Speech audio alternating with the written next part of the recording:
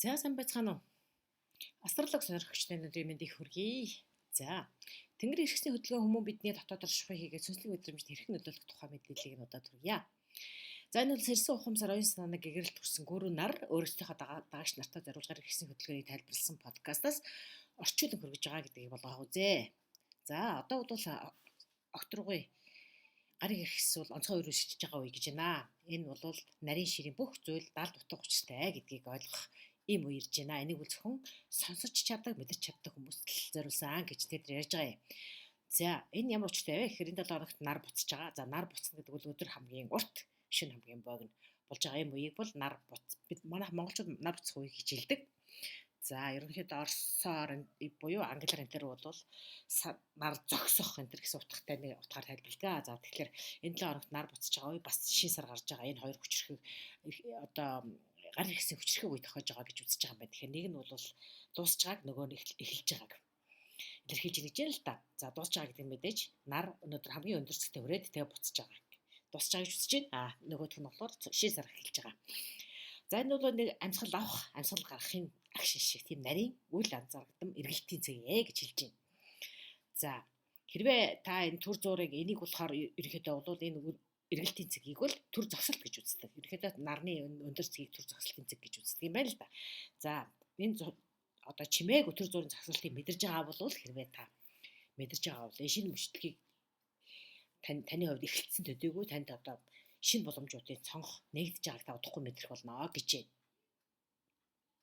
За зарим гинтийн тохиолдлын давлгааг яг энэ үед анхаарна гэж байна. За гинтийн тохиолдол гэх юм бол бид нар дэлхийн нийтэд болж байгаа олон цочирдон бөгөөдийн гашрал төрүүлсэн сонио үйл явдлуудыг бид нар харж байгаа. За энэ гинтийн тохиолдлын давлгааг анзаарч явах юм бол анзаарч байгаа нэгэн байхад нөгөө хүн хэсэг нь болохоор тодорхой алхам руу энэ бүхэн намайг өөр нэгэн зүйл хийхийг, өөр нэгэн алхам хийхийг түлхээд байгаа юм шиг ийм мэдрэмж төрүүлнэ гэж байна. За тэгэхээр энд бол таны өөрийн чинь энергийн, мэдрэмжийн тусгал юм аа гэж ингэж тайлбарлаж байна. За сансар өгтрүүд ямар нэгэн нус салга нэгдээд онгоогоод тэрчээр орхичихсан байгаа юм шиг тийм мэдрэмжүүл энэ 7 хоногийн онцгой одоо тэр резонанс гэнэ л дээ. За нарны тусгал бол дээд зэгтээ хүрсэн боловч бүдгэрэх гэж одоо арай болоогүй дээд зэгтээ хүрсэн гэдэг чинь бол хамгийн урт өдрөж байгаа юм.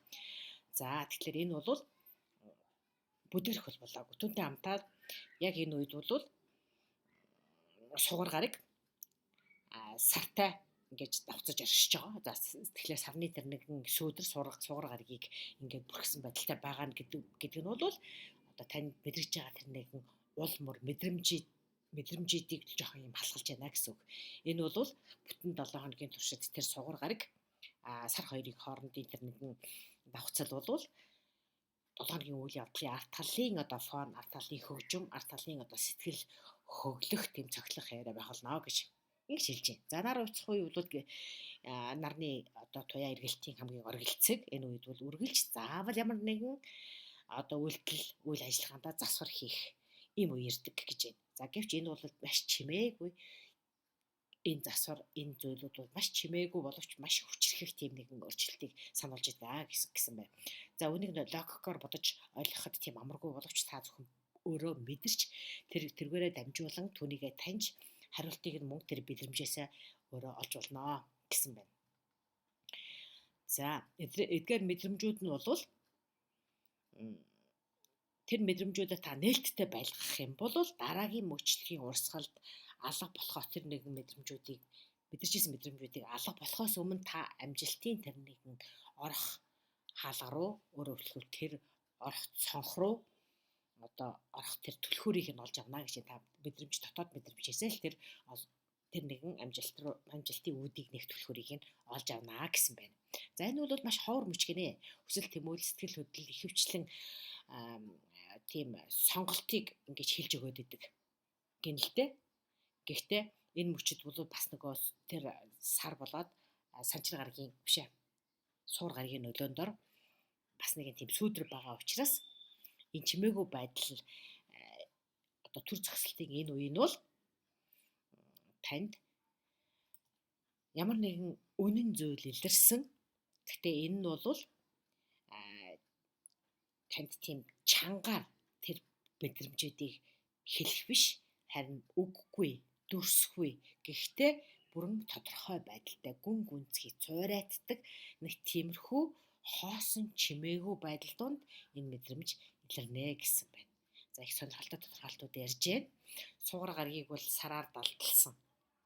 Энэ нь болохоор зөвхөн одоо сугар гаргийн сарны одоо сүүлийн сугар гаргийг харсан байгаа юм л да. Тэнгүүд энэ бол зөвхөн тэнгэрт дүүг бидний мэдрэмжийн талбарт бас яг тэр мөрөө үлдээч гэсэн байгааг юм л дээ. За хүсэл мөрөөдөл сэтгэл хөдлөл ихэвчлэн сонголт хийхийг шаарддаг бүх зүйлд энэ үед сүүдэрт далдлагдчихсан юм ховхон мөчөө гэсэн байна. За тэгэхээр нам хүн байдал ерөөдөө зогсолт хийсэн орчлын ертөнцийн ерөөдөө зогсолт хийсэн чимээг нам хүн байдлыг хэрэглэсэн. Энэ үед бол тэр таны хувьд юу сайхан, юу муухай гэдгийг ингээд ялгаж таних боломж.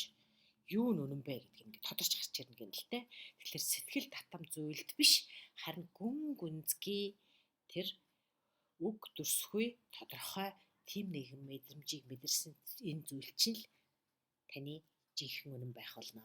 Тэгэхээр энэ бол хоосон чимээгүй байдал. Энэ ямар ч ил харагдах шинжээс илүү үнэн зөв, илүү нарийныг хэлтгээ гэсэн байна. За иймэрхүү нэг философи сэтгэлгээний ч гэмээр юм уу нэлээд тийм дотгошооноо хандсан иймэрхүү тайлбарууд их яваад байгаа.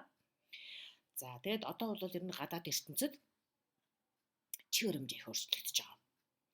Таны нэн тэргүүний ер нь энэ тэргүүний ч гэх юм уу ерөнхийдөө таны ердийн тэр хүсэж тэмүүлдэг байсан тэр зүйл чинь одоо чухал байхаа болоод харин өмнө танд 20 дугаар зэргийн юм шиг санагдчихсан 20 дэгч тэр зүйл чинь гинэт таны анхаарлын төвд ороод ирнэ гинэ. За тэгэхээр зарим нэгэн бодлол хаашаа тавигдаад харин зөн совин чинь улам чанга, улам тод, улам цэвэр дуугарч эхэлнэ гэсэн байна.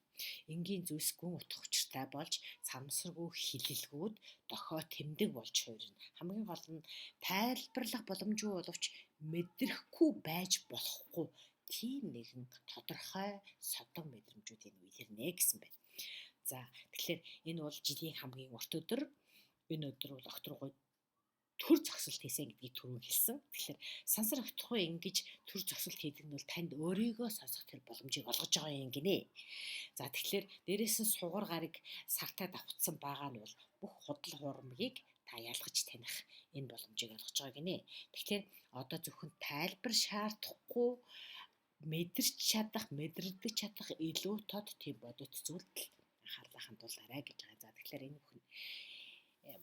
энэ бүхэн болвол нэг тийм дотоод оршихуй өөрийгөө танихыг хичээдэг, бясалгал хийдэг ийм хүмүүст илүү ойлгомжтой сонсох хаа гэж бодъё. За 4 сарын 24 өнөөдөр 2 өдрийн өмнө бол одоо нар хамгийн дэцэгтэй хүрээд Монголынхаар бол нар буцсан тий. За 24 өнөөдөр Мэлхийн ордонд шин сар гарч байгаа юм байна. За энэ бол бас л эрчим хүчний цоо шин хуцыг нээж өгч байгаа гинэ.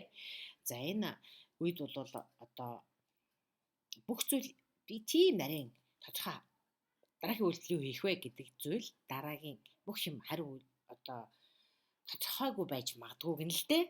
Гэхдээ энд бол аль хэдийн дараагийн чинь хариу үйлдэлийн тэр нэг чичиргэн долгион орон зай хувьд ингээд бүрлдээд эхэлж байгаа гэсэн байна. Энэ бүхэн бол гадаад үйлдэлээс биш харин дотоод өөрийнхөө мөн чанарт одоо үнэнч байгаа зүрх сэтгэлдээ юу хүсэж байгаа гэдгийг ямар ч гоёл чимэггүйгээр айцгүйгээр сонсхийг танаас шаардна гэж байна. За тэгээд мөн 24-ний өнөөдөр бол бархас бит гарыг нартай яг нэг шугамд орж ирнэ гинэ. За энэ бол 6 сарын хамгийн хүчтэй нэлээд таатай тийм мөчлөг энэ үе гэж байна. За яг ингээд нарны одоо төвд ингэж яг ингэж орж ирж байгаа тэр гариг гэдэг бол тэр гэрэл одоо нарны тэр хүчтэй энергийн урсгалтныг төвд нь байрлаж байгаа энэ гариг бол хамгийн их одоо тийм эрч хүчийг авч дахин төрж байгаа мэт одоо тийм эрч хүчийг авдгаа гэж эртний одоо философичуд үздэг байсан юм байл да. Тийм болохоор бархасууд гаригийн тэр нөлөө бол таатай нөлөө маш хүчтэйгээр мэдрэгдэнэ л гэсэн үг. За бархасууд гариг бол ерөнхийдөө өсөлттэй жилд иргэн ухаан ихтгэлцэл алсын хараа гэж илэрхийлдэг.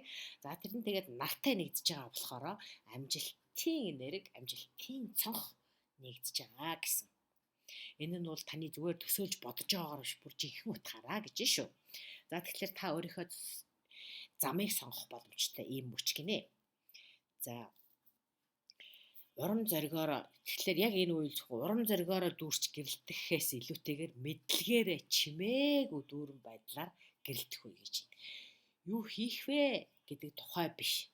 Харин хаашаа хөдлөх юу тухай. Хэдийний одоо бодоод олчихсан тэр зүйлээ хаашаа хөдлөж эхлэх вэ? Өөрийнхөөрөө байхын тулд та юуг орхих вэ гэдгийг л бодох вэ гэсэн байна. За энэ өдөр бол бас их олон хүмүүст тийм хачирхалтай мөртлөө тодорхой байдлыг ингэж мэдрүүлсэн тийм үйл явдлууд тохиолж магадгүй гэн л дээ. Зарим нь урт хугацааны туршид мартчихсан байсан мөрөөдлөөр гэж санах ч гэдэг юм уу. Зарим нь өмнөх зорилго нь илүү тохирохгүй байсныг гинт ойлгох. Эсвэл нөгөө хэсэг нь болохоор гадаад чимээ шуугаагаар өөрийгөө анх удаа сонсох.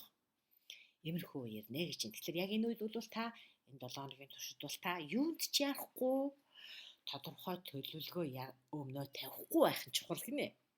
Яагтвэл орчлын ертөнцид зогсолт хийчихсэн. Ирэхэд өөрийгөө санах одоо оюун ухаанаа цэгцлэг тодорхойлохоо хандах ийм боломжийг олгож байгаа учраас. Тэгэхээр энэ бол ямар нэгэн асуудал хурдан шийдвэр гаргах цаг үе биш гэж байна. Зүгээр л дотоод зөвшөлтслийг олох цаг дотроо. Хэрэг гинт эргэн тойронд чинь бүх зүйл одоо тодорхой тунгалаг болчихсон юм шиг мэдрэх юм бол та нээлттэй цонхороо бодит байдлыг харсан гэсэн үг. Энэ бол оюуны сэрхүй, сэрсэн ухамсарт илүү холбоотой юм гэж ойлгож байна. За эдгээр өдрүүдэд бол тийм хоосон байдал юу ч үгүй тийм байдал мэдрэгдэнэ гэн л дээ. Ингээд бүр хоосон. Гэхдээ энэ бол бүр юу ч үгүй гэсэн үг бас биш. Ерөөхдөө урьдчилсан нөхцөл шүү гэж. Үүнийг тэмцлэр биш харин чимээгүй мэдлэгээр илэрдэг тийм өөрчлөлтүүд таны дотор боловсрч байна гэсэн үг гэж байна. Тэгэхээр хайж байгаа зүйлээ бол та оюун ухаанаас биш зөвхөн мэдрэмжээс мөн чанараасаа олж харах ийм цаг үе гэсэн байна. За хэрвээ та ингээд яг энэ үйл анхаарлаа дотгошооноо хандуулаад яг өөрийнхөө дотоод эрч хүчээ мэдэрч чадж байгаа бол та энэ танд өөрчлөлт аль хэдийнэ ирчихсэн гэсэн үг. За тэгэхээр хожим нь бол энэ бүхэн танд амжилт гэж нэрлэгдэх тийм зүйлийг та цагаа олоод ямар нэгэн гэрчгүйгээр дотооддоо сонголт хийчихжээ гэсэн ийм үе гэж ингэж хэлж байна. За тэгээд 6 сарын 25 бол шинэ сар гарах үе. За шинэ сар гарсны дараах шинэ сарын 25, 26, 27 энэ бодвол одоо тодорхой тийм дохио тэмдэг одоо зөн сөнгийн мэдрэмж маш хурцлах юм буюу гэж байна. Оршихуй бол одоо таныг ямар нэгэн үйл үзэгдэх байдлаар таны зөн сөнгийг чинь хөндөж энэ л зүйлийг анхаараасаа гэсэн энийг мэдж яваасаа гэсэн тийм дохио бол илгээх болно гэж байна. За энэ бол зүгээр үзэгдэх байдлаараа биш ер нь бол тэр огторгон ер усын мэдрэмж бүхий тийм энергийн долгион байх болно гинэ. Тэгэхээр асуултын хариултууд бол энэ үед гарч ирэн зарим нэгэн асуудлуудын хариултууд. Магадгүй зарим нь бол мартагдсан үйл явдал, бодол, мэдрэмжүүд дээр дамжуулан одоо орчлын ертөнц танд зарим нэгэн зүйлийг шивнэх мэтээр зөөлнөр гэж байгаа шүү дээ дандаа. Тийм чангаар биш зөвхөн зөөлнөр дохио тэмдэг байдлаар илэрхийлнэ гэсэн байна. За нэг юмрхүү сонирхолтой мэдээллүүдийг энэ одоо гэгээр хэсэд гэх юм уу номлогчд хэлээд байгаа юм. За дохио тэмдгүүд ерөнхийдөө ингэж ихсэх боловч тэр түүнийг таньж мэдхийн тулд дотгошооноо чимээгүй байхыг шаардна гинэ. Яагтвэл энэ бол маш тийм хувийн шинжтэй, маш нарийн тийм урилга байх болно гэж дотоод хөдөлгөөний чинь дотоод мэдрэмжийн чинь тийм тусгал байх болно гэж ингэж хэлээд байгаа юм. За тэгээд хэрвээ одоо таны сэтгэл чинь амар амгалан байх юм бол тэр дохио тэмдгүүд танд цаашдын замыг чинь зааж өгөх юм гинэ. Харин сэтгэл чинь айгуу тийм өөмөнтэй, бужигнаатай байх юм бол харин яах вэ гэхээр юу орхих ёстой вэ гэдгийг чинь хэлж өгнө. Та одоо энэ үеэс эхлээд юунаас салах ёстой вэ? Ямар ачаа, ямар сэтгэл зүйн дарамт гэдэг юм уу одоо тэр зүйлээс салах ёстой вэ гэдгийг чинь зааж өгнө гэж байна. За тэгэхээр энэ үеийг бол яах вэ гэхээр сохроор та энд итгэх биш. Сохроор ямар нэгэн үйлдэлийг хийх биш, харин мэдрэх нь л чухал. Энэ үед бол анхаарал маш сэрэмжих шаарддаг. За гэж хэлж байна. За тэгэхээр яг ийм үед бол ямар үед ирдэг вэ гэхээр өдөр шөнийн уулзвар дээр шуугаан буюу эсвэл нам гүн байдал энэ хоёрын хооронд байдаг ямар нэгэн тийм яг тийм уулзвар мөчтөр илүү илэрдэг гэсэн байна. За тэгэхээр 25, 26, 27 оны шин сар гарах үед бол бас нэг иймэрхүү үйл явдал мэдэрдэг нэ. За тэгээд 28 бол санчир болон далавын гарыг бас нэгэн шугамд байрлах юм чухал үе гинэ. Гэтэл санчир гараг гэдэг бол хатуу чанга байдал, хууль дүрм, бүтэц энтрийг илэрхийлдэг бол далавын гараг, мөнөөдөл, урам зориг энтрийг илэрхийлдэг. Тэгэхээр энэ хоёр нэгдэж байна гэдэг бол энэ нь зөрчилдөө биш, харин боломж. Мухардмал байдал биш, харин дахиад нэг шинэ боломж, өөр нэгэн хувилбаруудыг ийм санал болгох, ийм зам мөрийг зааж өгдөгөө гэж байна.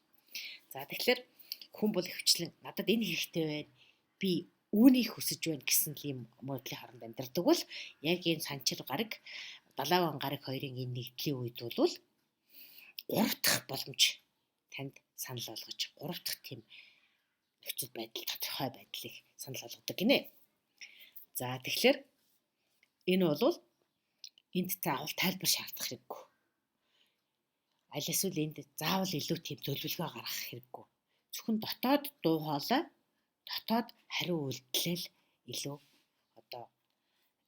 мэдэрч сонсох хэрэгтэй гэж байна. Санчир гараг болохоор энэ үед юунд тулгуурлаж хаана зогсох вэ гэдгийг харуулдаг бол далаван гараг сэтгэл хөдлөл чинь хаашаа тэмүүлж байна, аль зүгийг зааж байна гэдгийг нь харуулна гэж байна. За тэгэхээр тэд хамтдаа байж байгаа энэ үед бол та айдсгүйгээр урагшлах тэр зургийг олж харч чаднаа гэсэн байна.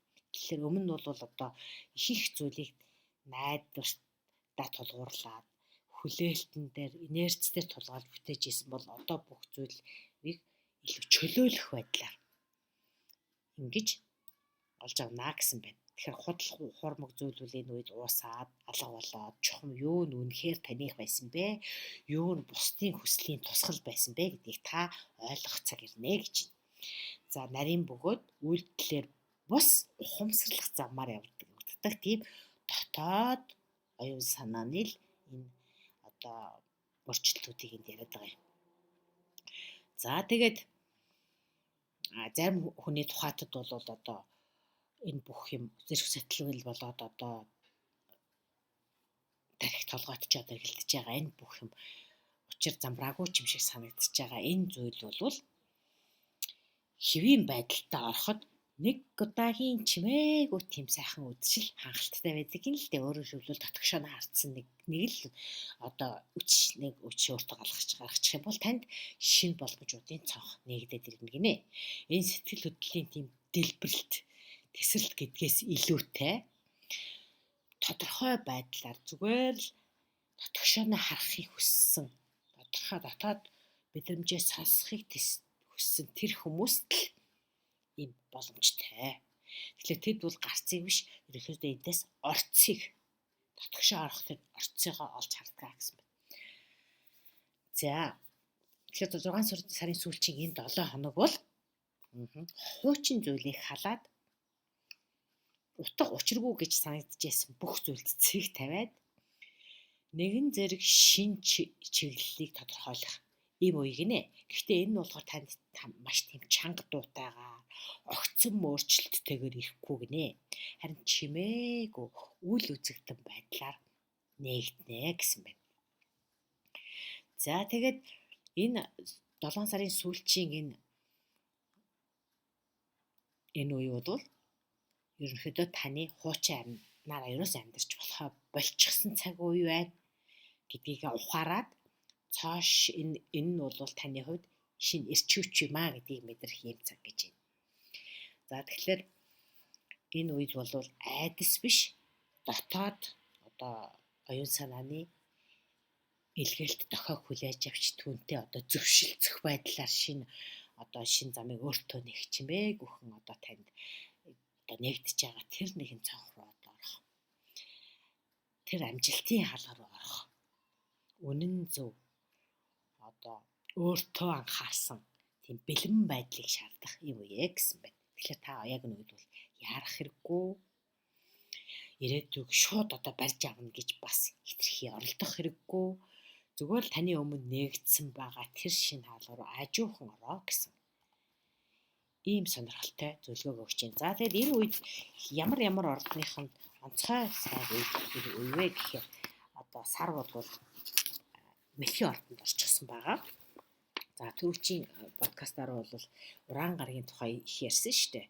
За тэгэхээр энэ хоёр гарагийн нөлөөгөөр шин сар Мэлхийн ордонд гарч байгаагийн нөлөөгөөр Уран гарыг бас одоо Эхийн ордонд шилжиж байгаагийн энэ нөлөөгөөр ямар ордуудад ацтай байх вэ гэдгийг товчхон хүргэчихэд энэ подкаст өдөрлөе. За тэгэхээр Уран гарыг бол бүтэн 8 жилийн турш Үхрийн ордонд барилж исэн бол одоо 7 сарын 7-ноос эхлээд одоо ирэх 7 одоо хэдхэн хоногийн дараанаас эхлээд Эхийн ордонд шилжих юм байна. За сар бол мэдээж 6 сарын 25-нд шин сар Мэлхийн ордонд гарч байгаа. За тэгэхээр энэ үед ерөнхийдөө ацтай байх орднуудыг нь хэлэх юм бол 2 сарын 19-ноос 25-нд төрсөн хумхаас хонь баха.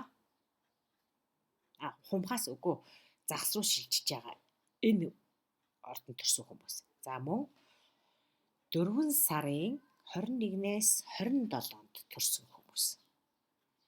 За энэ 4 сарын 27 гэхээр Үхрийн орд руу шилжиж байгаа хүмүүс байж байгаа баха та. За 8 сарын